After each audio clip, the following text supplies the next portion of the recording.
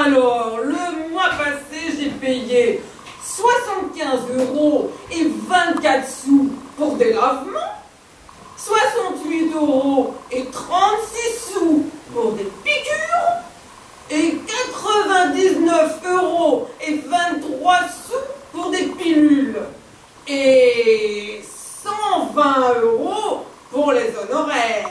Ce qui fait un total de 310,83 €.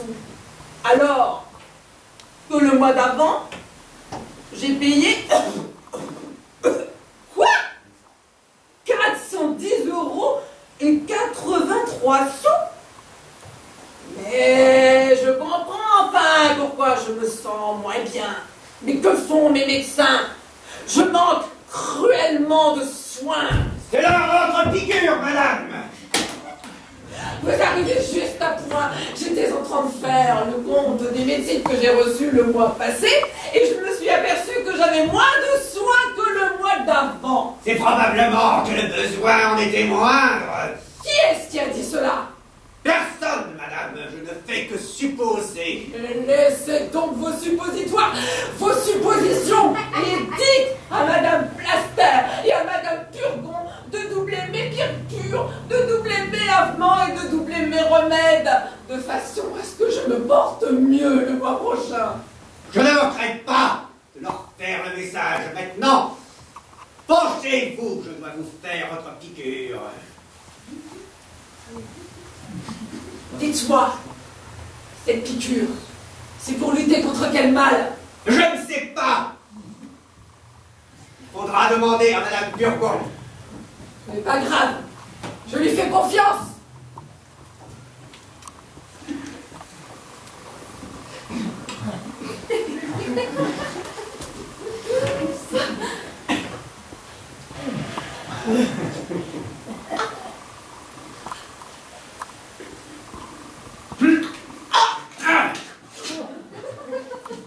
Et voilà, comme une lettre à la poste.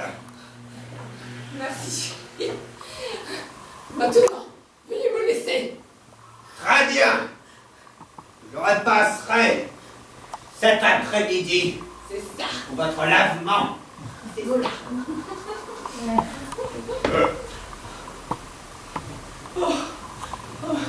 J'ai mal au dos. Où sont donc rendus mes coussins?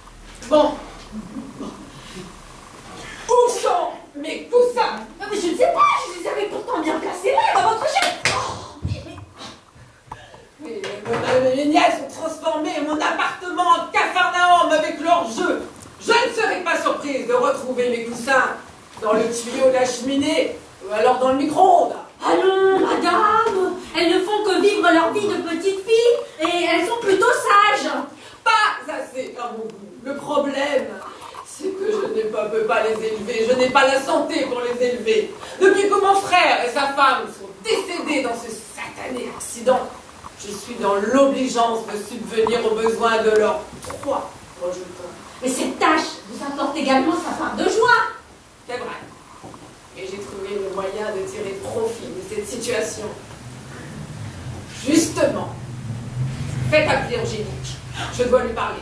La voici qui vient d'elle-même. Elle a deviné votre pensée. Approchez, ma chère Angélique. Vous arrivez à propos. Je voulais justement vous parler. Je suis prête à vous écouter, chère tante Agnès. Attendez. Où est ma canne? Je suis juste ici, ma tante. Attendez, je reviens tout de suite. Je vous attends. Toinette, quoi? Regarde-moi un peu. À quoi? Je vous regarde. Toinette! Mais quoi, Toinette? Ne me dis pas de quoi je veux te parler.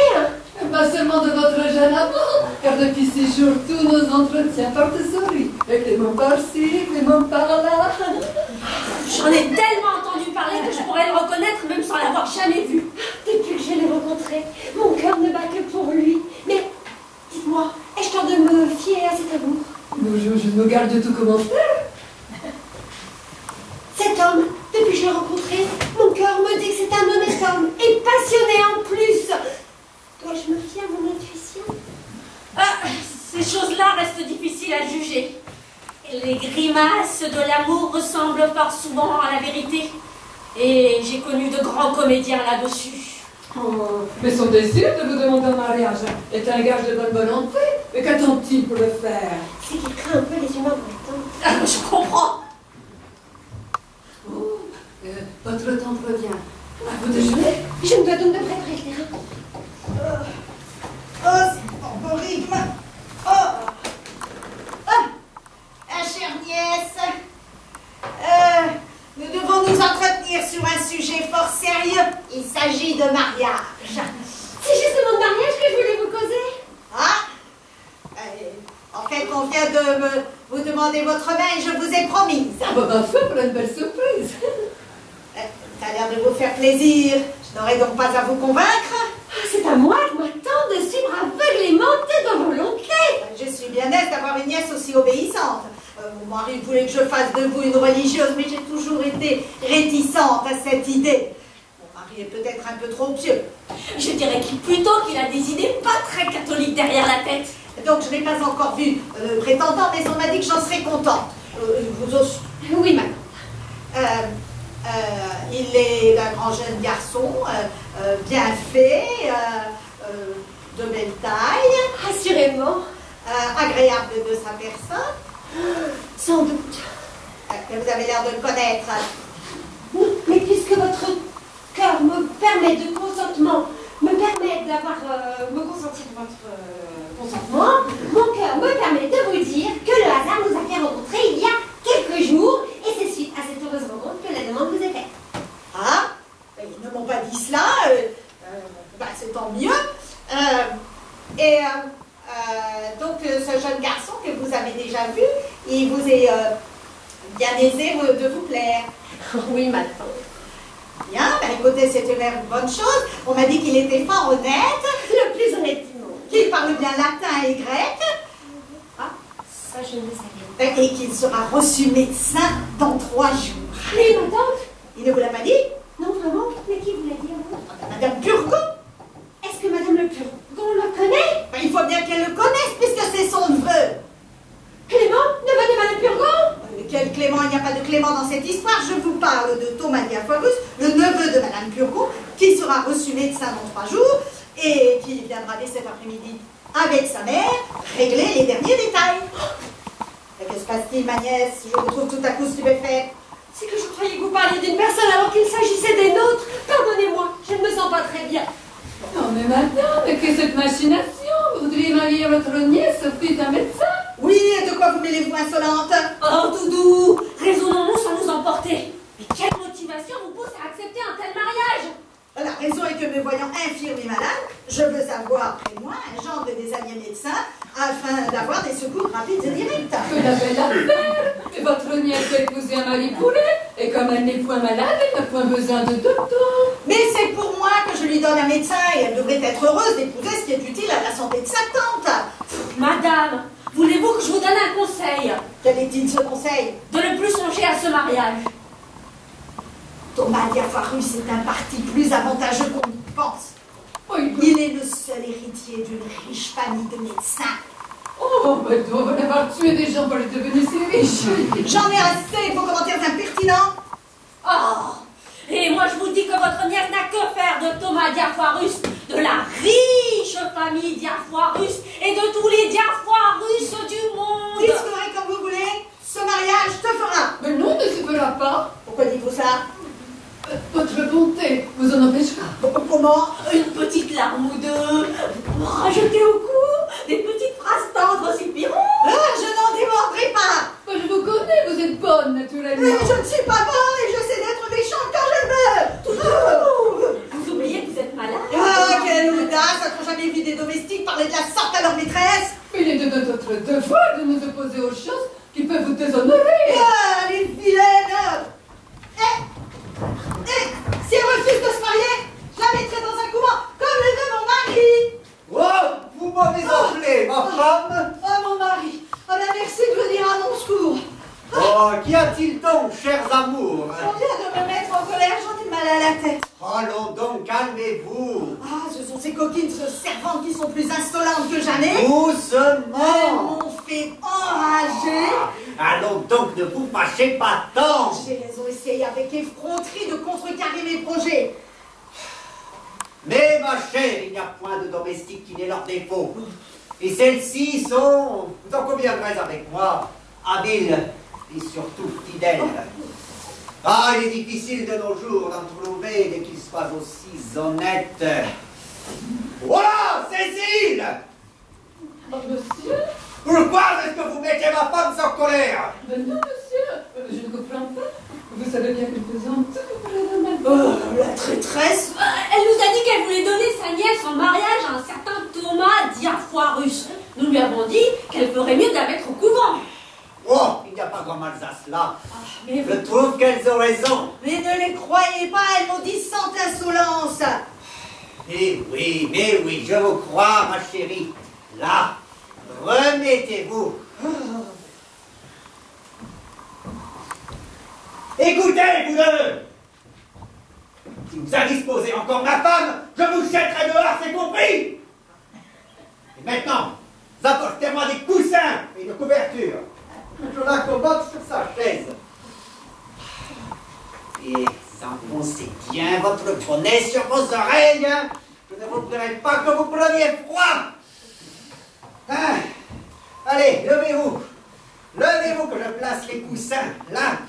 Mettons celui-là derrière votre dos.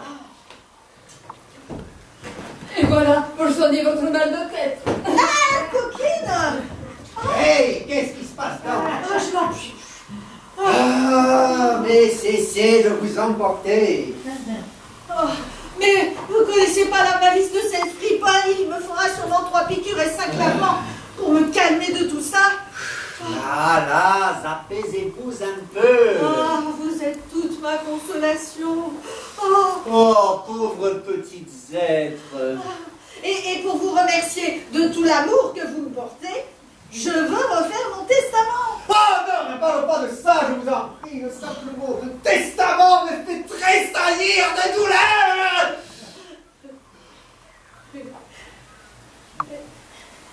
Oui, je vous avais dit de faire venir votre notaire pour en parler. Ah oui, justement, je les emmenais avec moi. Elles attendent dans la pièce d'à côté.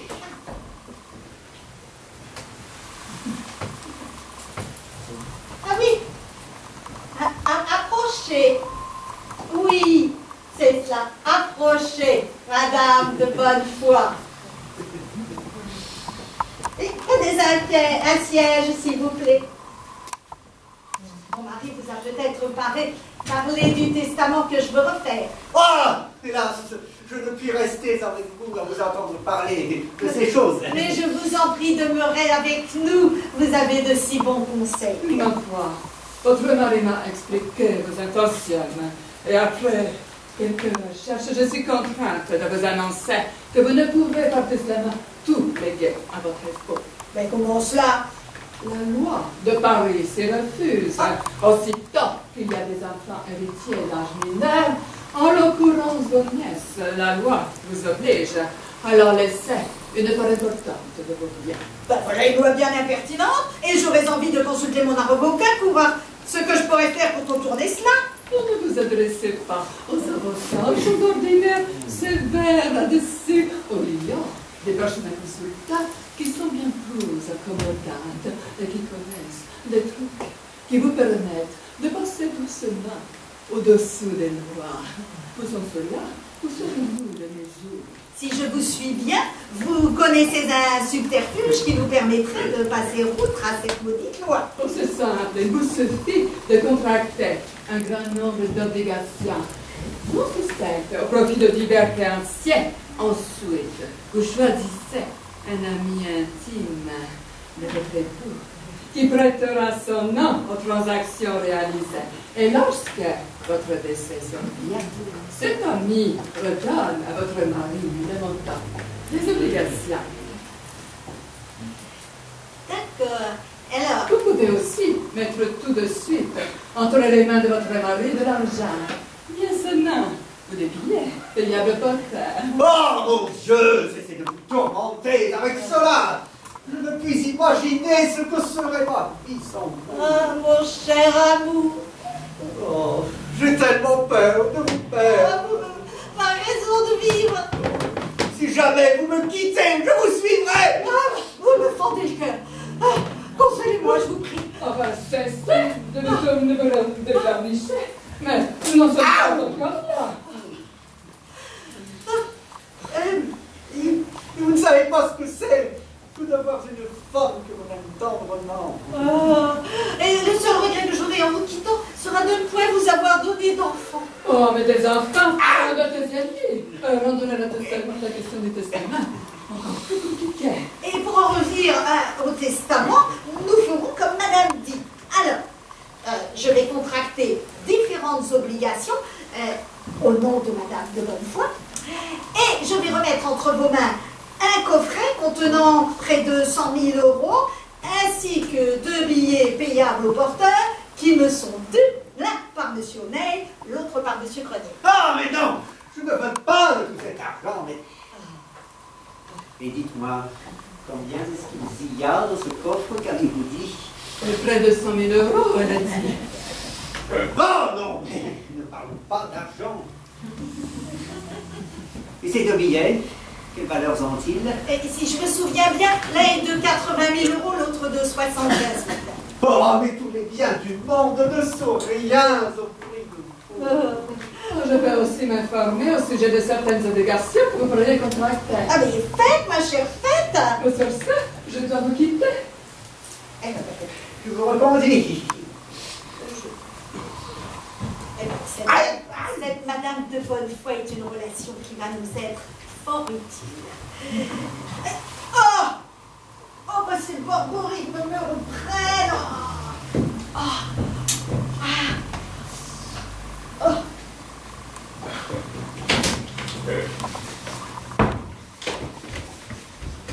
Je vous ai entendu parler de testament. Oh, ce deuxième mari de votre tante ne perd pas de temps.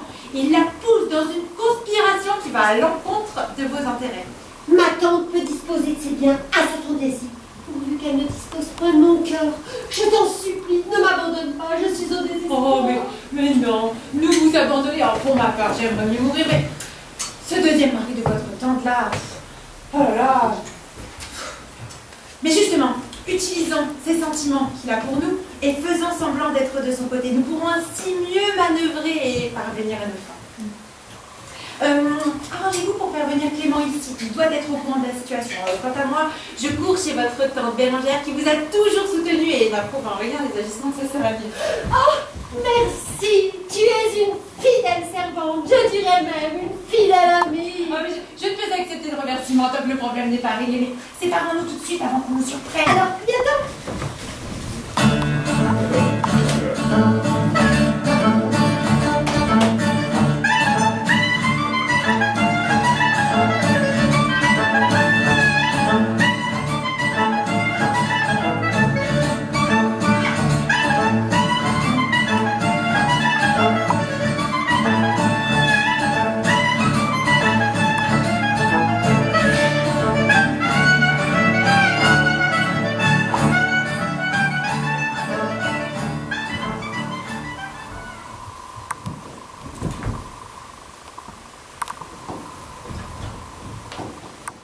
Oh là, quelqu'un!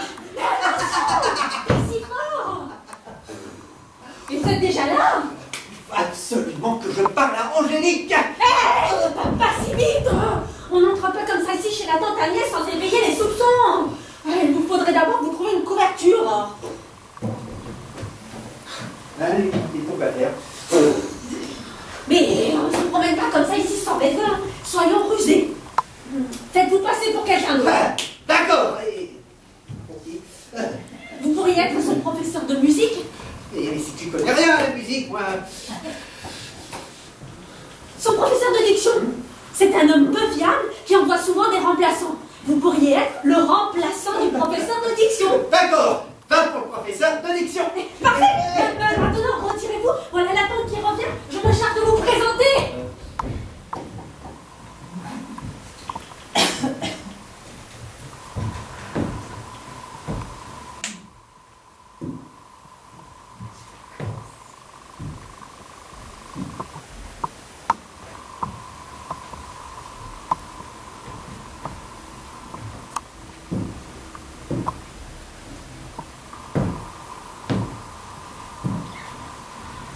Madame Burgon me dit de me promener le matin dans ma chambre. 12 allées et 12 venues. Mais j'ai oublié de lui demander si c'est en long. Voilà. Madame, voilà. Ah, ne parle plus pas, petite sotte. Tu veux me branler tout le cerveau. Ah, tu ne sais pas encore qu'il faut parler si haut à mes malades. Je voulais vous dire, madame. Ne plus pas, te dis-je. Hein? Ah, mais qu'est-ce que tu dis? Hein? Je dis que voilà un homme qui veut vous parler. Ah oui, qui vienne. Madame! Ne parlez pas si fort, le père de branler le cerveau de madame. Madame, je suis ravi de vous trouver debout et de voir que vous vous portez mieux. Comment qu'elle se porte mieux? Cela est fort, madame se porte toujours mal. Ah, j'ai pourtant entendu dire que madame se portait mieux et je lui trouve bon visage. Ah, que voulez-vous dire avec votre bon visage? Madame l'a toujours fort mauvais. Et ce sont des impertinents qui vous ont dit qu'elle était mieux. Mais elle a raison. Elle dort, mange, boit, comme tout le monde. Mais cela ne l'empêche pas d'être malade. Mais cela est vrai. Madame, je viens de la part du professeur de diction de mademoiselle qui a dû s'absenter. Oh, il a toujours mis une raison pour manquer à ses devoirs. Mais quelle défaite a-t-il trouvé cette fois pour nous laisser compagnie? Il est parti à la chasse. Oh, mais quelle idée d'aller à la chasse parce qu'on a une jambe de bois. Non, mais c'était pas une chasse ordinaire, c'était une chasse au... En photo. Un safari photo pour dire mieux. Exactement. Mais les leçons ont habituellement lieu le jeudi, soit dans 2 jours. Et j'ai déjà un autre élève le jeudi, alors me voici aujourd'hui. Bon. Je crois, madame, qu'il serait bon de ramener monsieur dans la chambre de mademoiselle. Non. Faites-le venir. Mais madame, ma leçon sera beaucoup plus efficace si je suis seul avec elle. Mais désolé, je ne vous connais pas de fait, je refuse. Je crois, madame, que cela risque de vous étourdir ou pire encore, de vous ébranler le cerveau. Moi, je me sens mieux à l'instant. Et j'ai le goût d'apprécier les progrès de ma nièce. Ah bien. Revenez, ma chère nièce. Votre professeur de diction nous a encore fait faux bon. Oh, mais il a eu au moins l'indulgence de nous envoyer un remplaçant. Ah, ciel, vous avez l'air surpris. c'est que quoi? Il s'agit d'une bien drôle histoire, ma tante. Cette nuit, j'ai rêvé que j'étais dans un grand embarras. Et ce monsieur venait me porter secours. Alors me voilà très surprise de le rencontrer dans la réalité. Quel bonheur pour moi de voir que qu'il faut penser la nuit et le jour. Oh, que vous soyez dans le pire des embarras. Madame, faut-y venir. Les familles Diaparus, mère et fils, je regrette tout ce que j'ai dit ce matin. Le jeune Thomas est le garçon le mieux fait du monde et le plus spirituel. Il n'a dit que deux mots qui m'ont ravi. Votre nièce va être charmée de lui. Ne partez pas, monsieur. C'est que je marie ma nièce, et voilà qu'on lui amène son prétendant. Ah, je suis très honoré, madame, que vous daigniez que je sois témoin d'une entrevue aussi agréable. Je suis un habile médecin, et le mariage se fera dans 4 jours. 4 jours, oh là là. Oh, j'espère que son professeur de diction sera revenu à temps de son safari pour être présent. Oh oui, oui, je lui ferai savoir. Vous êtes invité. Non, vraiment, madame, vous me faites vraiment beaucoup d'honneur. C'est à bout de place, les voilà.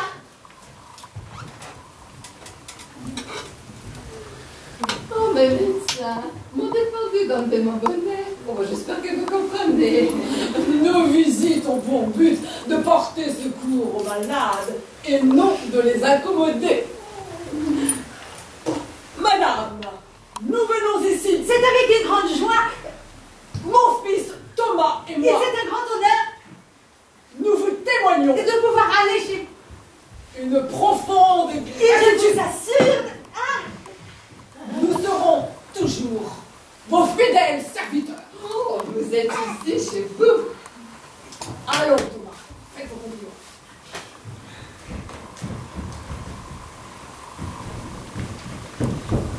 Est-ce que c'est bien par la dame qu'il faut que je commence, ma mère? Oui.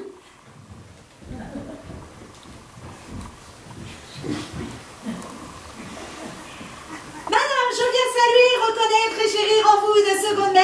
Si la première m'a engendrée, vous m'avez choisie. Elle m'a reçue par nécessité, vous m'avez acceptée par grâce. Je vous remercie donc de m'accueillir dans votre famille et vous rendre très humble et respectueux hommage. Comme les études rendent les hommes meilleurs. Est-ce que cela a été ma mère? Optimum. Venez, ma nièce, saluez monsieur.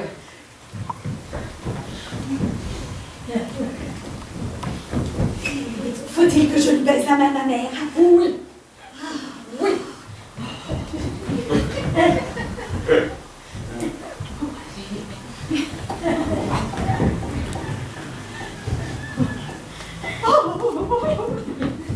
Allez, Thomas, faites votre compliment à mademoiselle.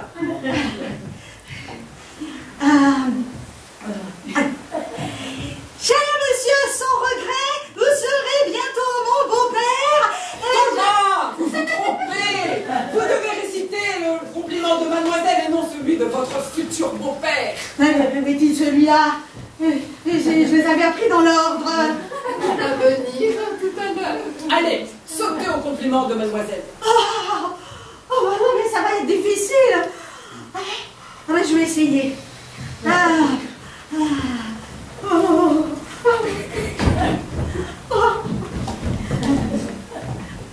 Mademoiselle, je viens seule. Non. Telle la Vénus de Milo qui brille au soleil. Oh. Alors, je me suis animée d'un doux transport au vu de vos beautés. Et comme le soleil qui suit la course de l'astre chaud, je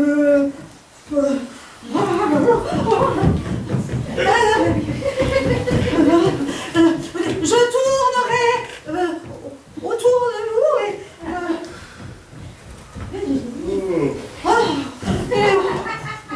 votre fidèle serviteur est dévoué, Marie.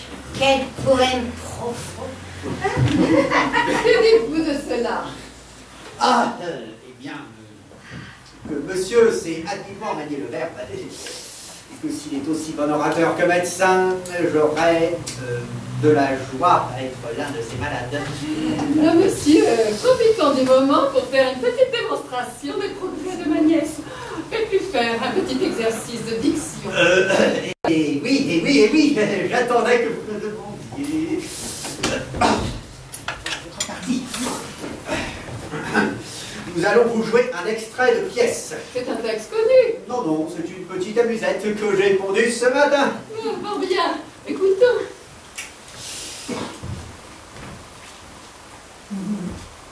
L'action se déroule en campagne où une belle bergère garde tranquillement ses moutons. Alors qu'elle aurait toutes les raisons d'être heureuse, la bergère pleure à chaudes larmes. Son amoureux vient à elle et lui dit: qu'est-ce qui vous rend si triste, ma chère? Je ne pourrai plus jamais vous revoir.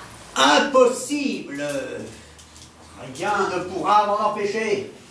C'est que mon père, pour calmer un créancier véreux, m'a promise en mariage. Faut-il être tombé si bas que de faire passer ses intérêts avant ceux de ses propres enfants? Malgré tout, je serai toujours vôtre et vous porterez à jamais dans mon cœur.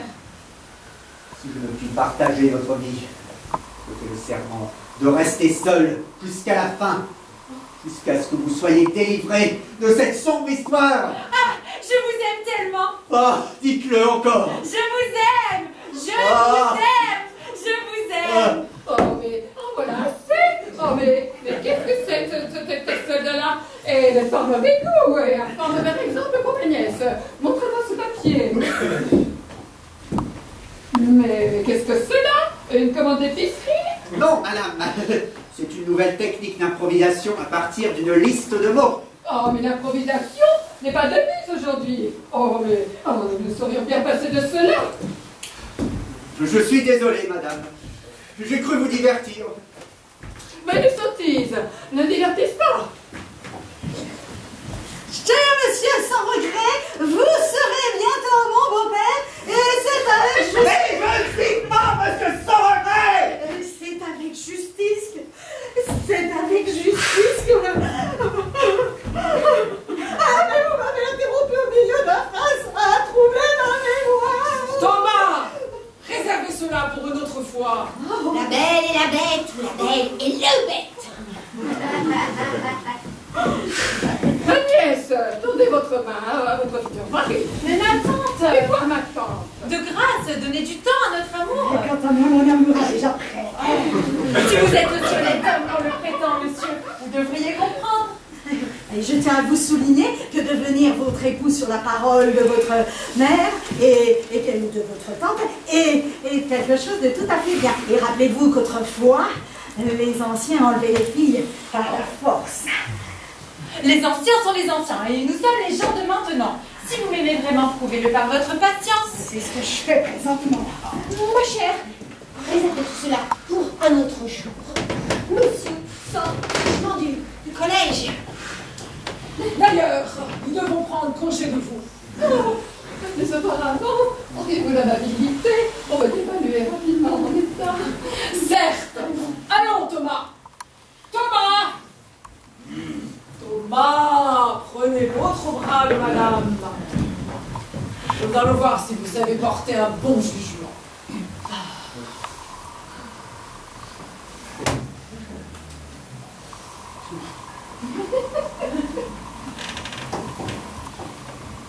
Alors, quel est votre diagnostic?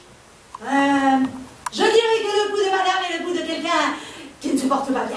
Excellent. Qu'il est dur jusqu'il, pour ne pas dire dur, Fort bien. et même repoussant. Optimum. Ce qui marque une faiblesse dans le parenchyme, c'est-à-dire la rate. Madame Burgon me dit que ce maculateur cérébral qui est malade. Mais vous savez, la rate ou la colonne, c'est presque la même chose. Madame Burgon vous ordonne certainement de manger beaucoup de viande. Non, c'est mon téléphone. Oh oui, légumes ou viande, c'est le résultat qu'il faut.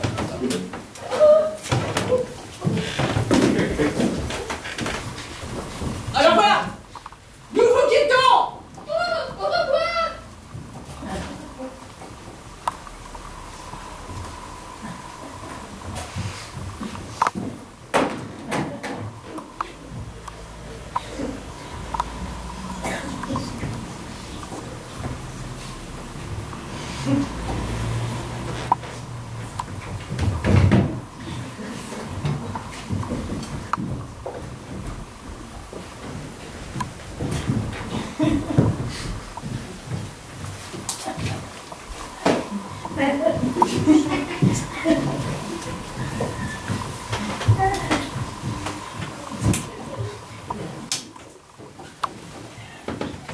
Je tiens à vous faire part de cette instruction, ma chère femme.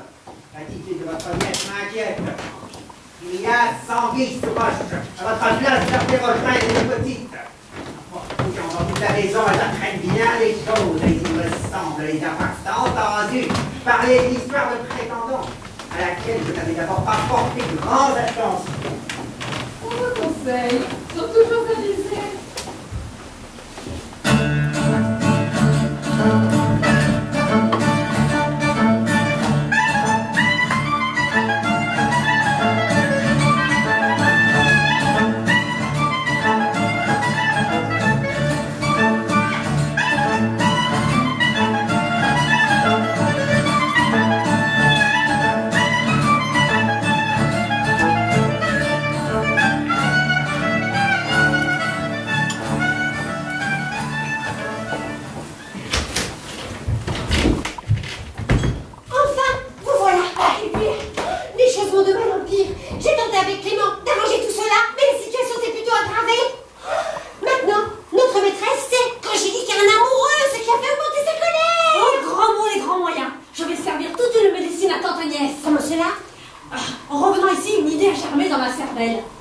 Il ne me faudra que quelques éléments de costume pour la dégoûter à jamais des docteurs et de leurs remèdes. Oh, je vais vous appuyer en tout point dans votre démarche et je vais tenter par tous les moyens de convaincre ma sœur.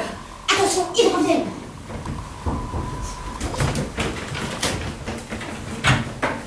Ah, ma sœur!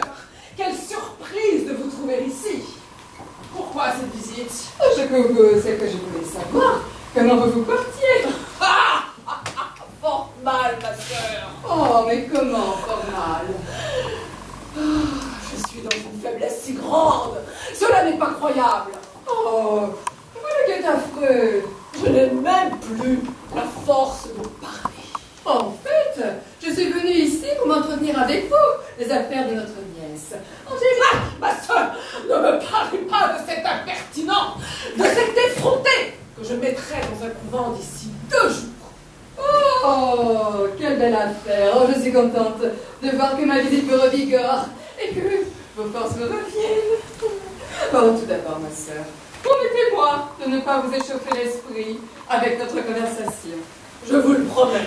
De garder la tête froide. Oui. De ne jamais monter le ton à l'écran. Mon Dieu, voilà toute une introduction. Venez-en en fait. Alors, pouvez-vous m'expliquer, ma sœur, pourquoi, avec toute l'aisance financière que l'on vous connaît, tenez-vous absolument à marier notre nièce au fils d'un médecin? Excusez-moi, ma sœur, mais c'est l'heure de mon lavement. Attendez-moi dans votre pièce, je vous prie. Oh, mais il n'en est pas question. Je ne quitterai pas vos appartements. Alors tournez-vous. Mais j'en pourrai rien. Et vous de même. Qu'est-ce qui vous prend? Écoutez, j'ai pas que ça à faire, moi. J'ai encore 9 autres lavements à faire avant la fin de l'après-midi. Alors partez tout de suite. Ma sœur va beaucoup mieux. Elle n'a plus besoin de votre sorcellerie. Non, mais de quoi vous mêlez-vous? J'ai ordre de faire le lavement à madame et je le ferai.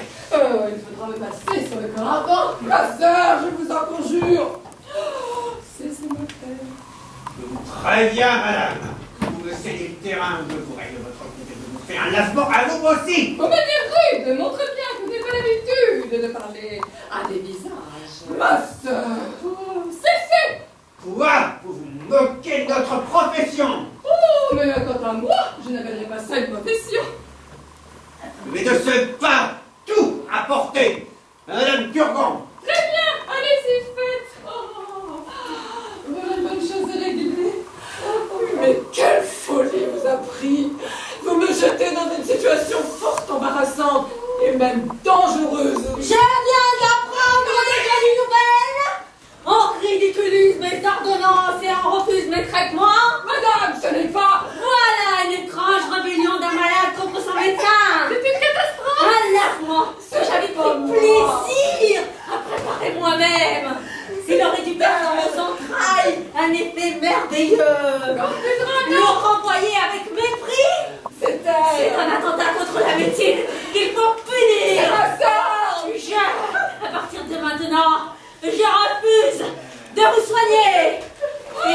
Et de même, je brise l'entente que nous avions à propos du mariage de mon neveu et de votre nièce. Ah, je meurs. Oh, mais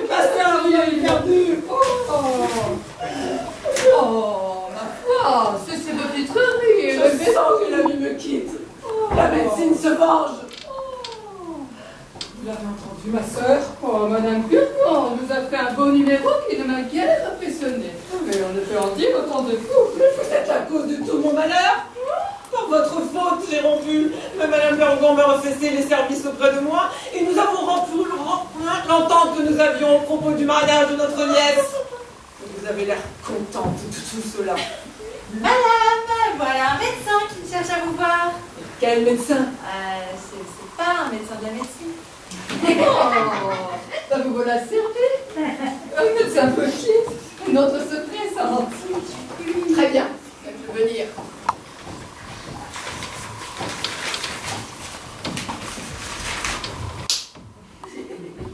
Madame, acceptez que je vienne vous rendre service et vous proposer une visite. Cela n'est pas croyable, on dirait honnête. Si je ne savais pas qu'elle était en train de faire les courses au marché, je dirais que c'est elle. Mais ça ne peut pas être à deux endroits à la fois. C'est juste. Je suis diplômée de Harvard, d'Oxford et de la Sorbonne. Mais quel étrange costume vous portez. C'est que madame, je ne suis pas un médecin ordinaire. Quel âge me donnez-vous? Tout au plus 30 ans. Ha ha, j'en ai 90. 90? C'est que les secrets de mon âme me permettent de me porter aussi frais et vigoureux. Voilà un beau jeune vieillard pour 90 ans. Je vais vous faire, je pratique le massage suédois. Le massage qui guérit tout. Et j'ai eu vent de votre réputation de grand malade. Je suis votre servante. Et que faites-vous? Un massage. Mais c'est avec ça que vous croyez me guérir. C'est que madame, la main est responsable de la santé du corps et de l'âme. Voyez, si je vous masse l'auriculaire, ce sont vos deux oreilles qui se porteront mieux. Si je fais de même avec la lunaire, ce sont vos amours qui se trouveront apaisés. De ce côté, je n'ai pas de problème. Le majeur et le doigt de la colère. Vous êtes d'accord? Oui. Si vous sentez la chaudière bouillir, massez-vous le majeur et la colère se dégonflera. Je n'ai jamais été une adepte de ces médecines parallèles comme l'acupuncture ou l'homéopathie. Je préfère les bons vieux docteurs. Je vais faire une nouvelle démonstration. Je vais prendre vos doigts comme ceci et je les écarte comme ceci. Mais que faites-vous?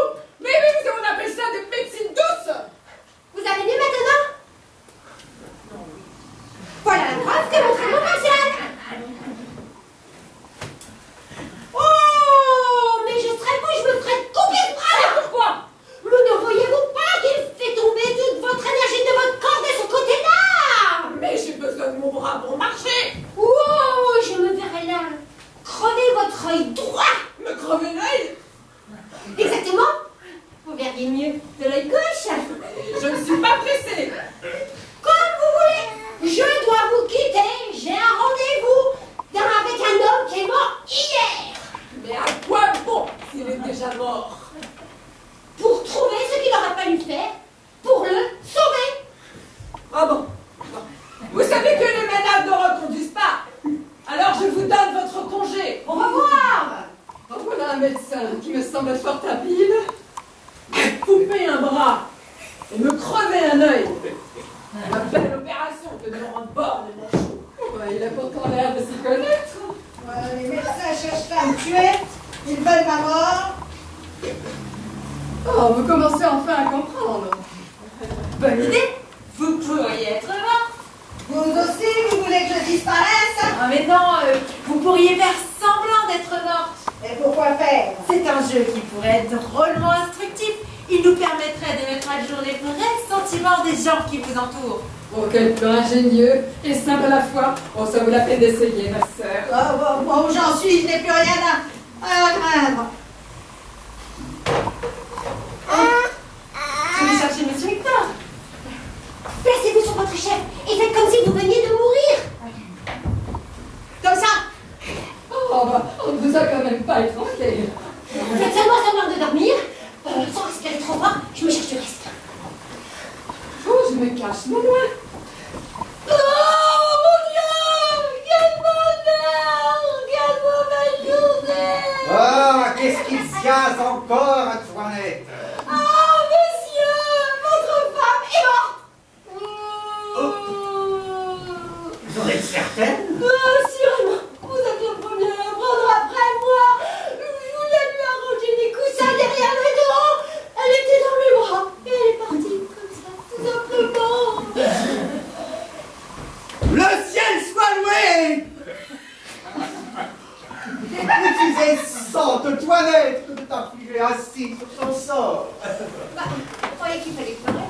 Oh, ça n'en valait pas la peine.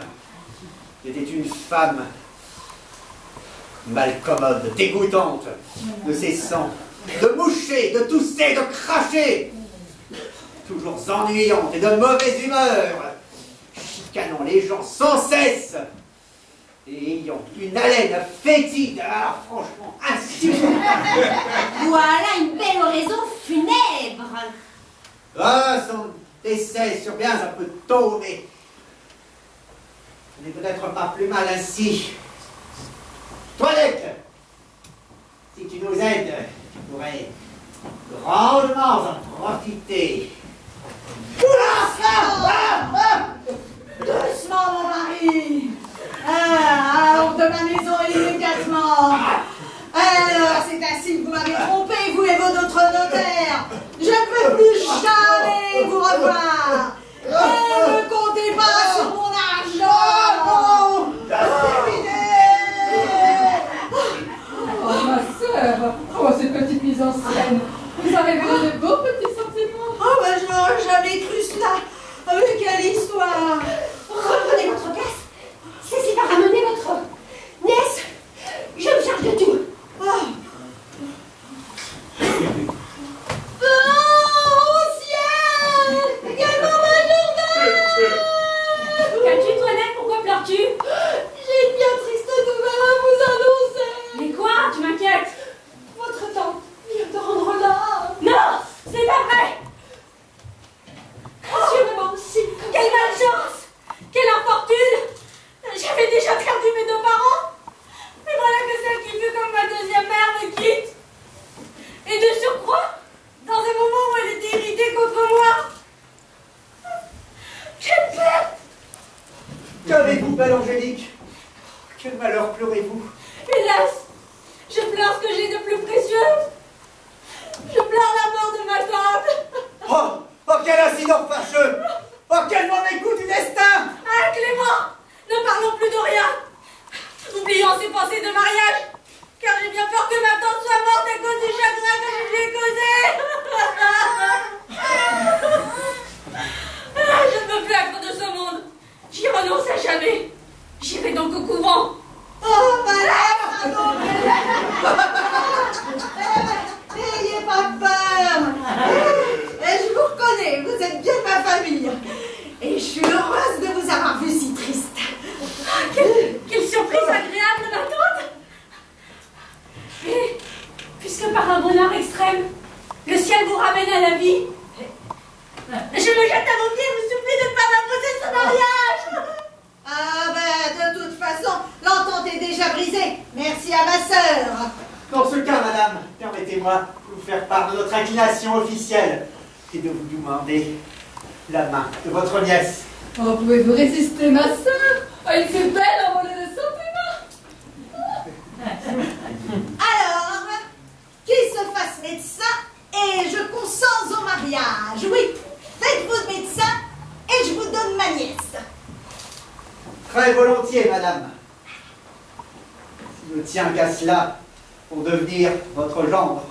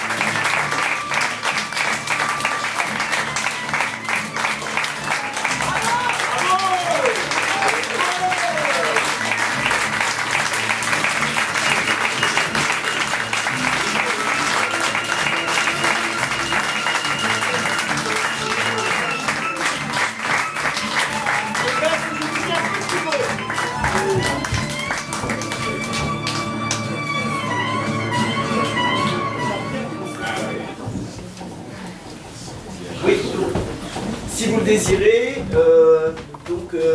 si vous désirez vous rafraîchir un petit peu là-haut dans le préau après ce spectacle, eh bien, on vous accueille avec plaisir. Voilà. Donc, vous pouvez, je pense, le mieux, c'est de passer par la cour. En fait, je vous explique. Pour ceux qui ne connaissent pas, en fait, vous sortez, vous prenez à droite, vous suivez le mur d'enceinte de l'école, vous avez le grand portail métallique, vous entrez, vous allez jusqu'au préau et on vous attendra là. Voilà.